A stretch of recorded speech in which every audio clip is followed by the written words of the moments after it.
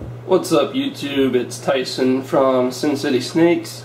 Somebody brought up a comment yesterday on my, well, I shouldn't say yesterday because I don't know when this is going to come up, but anyways, they posted a comment on my latest video that they had got a ball python and they don't know if it's a male or female. So I thought it might be a good idea to show you guys how to sex a ball python. So this video is more for those people that watch my videos that don't really know how, or if you would just like to learn a little bit better technique, if you already know how, whatever. And this is the way I do it, and it's worked out great for me. You do have to be careful because you can hurt the snake, but doing it anyway, you can basically hurt the snake. So you have to do it, practice, and just take it easy and stuff like that. I use the popping technique, and like I said, it works for me.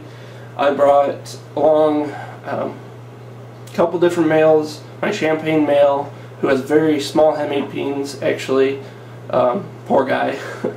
And then my Bumblebee Male, which has very large hemipenes, so you can see the difference there.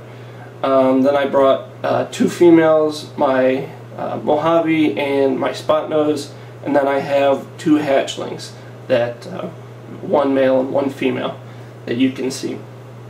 So let's get on with the show, I guess. Alright, let's start out with one of the females. This is my Spot Nose female.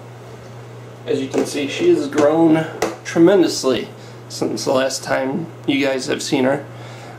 She is about 1,050 grams now. She's a very, very good eater.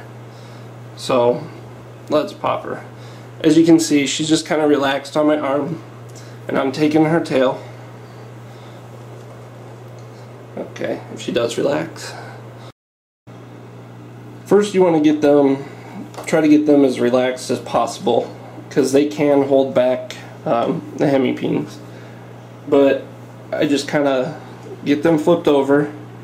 What you do is you put your thumb right below the vent and your other finger and thumb up here, and you kind of pull back with this finger, this thumb, and you push and roll with your other thumb and finger.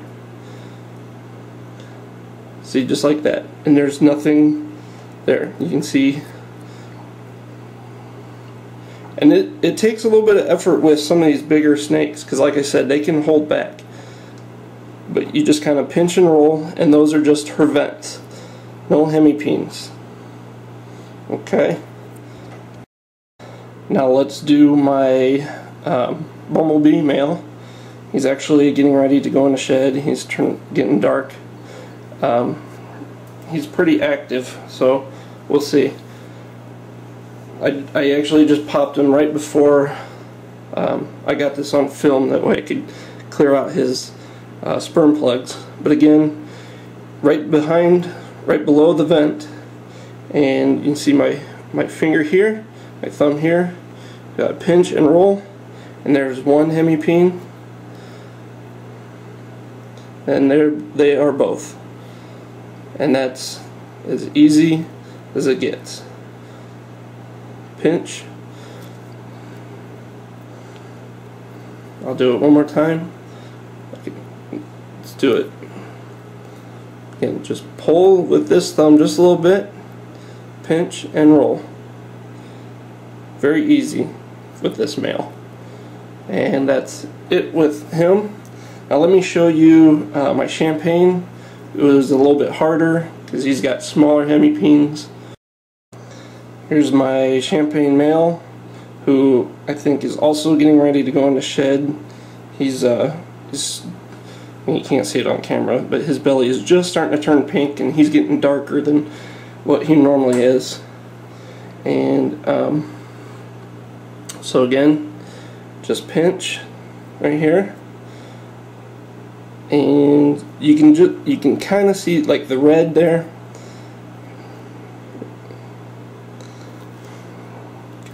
like I said, this guy is hard. His hemipenes are small. Hold on, it's not really cooperating. Sometimes it's easy just to let them like hang like this, I found out.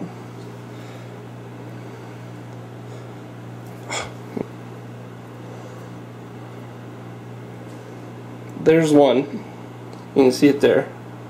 And the other side is the red one. Like, again, he is very, very small. And so it's very hard to be able to pop him. I don't want to do it too much.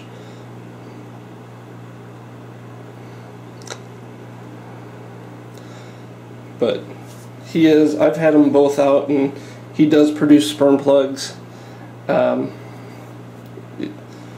But you just have to, again, be patient and work with it. Let me show you another female.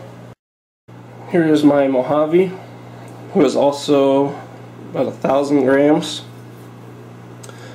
But anyways, that male champagne, I was actually kind of worried about him for a while because I could not get pop him.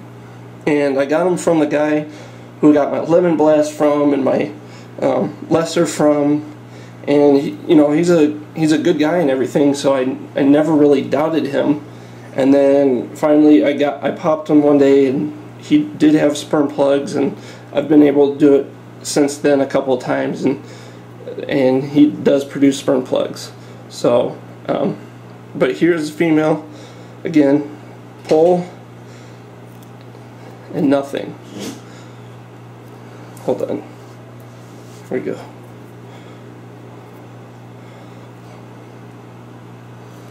See, no matter how hard you do it, there's nothing. And you don't want to do it too much because you don't want to hurt them. And that's just the vent. And like I said, you do it a while and a couple times and they start to get red. So that's a female there. Now let me go on to the hatchlings. Alright, I picked these two out because they are pretty much the closest thing I have to being pretty much the same look wise. Right now I actually cannot tell you which one is the male, which one is the female. So let's pop them and see. Hatchlings are a heck of a lot easier to pop because they don't have the strength to hold it back like the bigger ones do. So let's take a look here. And with these you don't have to use a lot of force. That's a female. There's no hemipenes coming up whatsoever. Probably do it. Yeah, see, you don't see anything. Nothing. So that is the female. This is actually going to be my holdback female. That dot right there on the back of her head is basically the only difference I saw with these two. See, this one has no dot. So I know this one is the male for sure.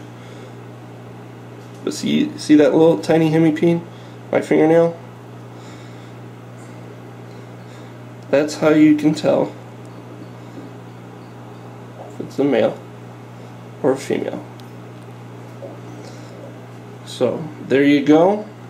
I hope this video helped out a little bit. Again, it takes practice. Don't rush things, and you should be able to figure out the sex of your snake now.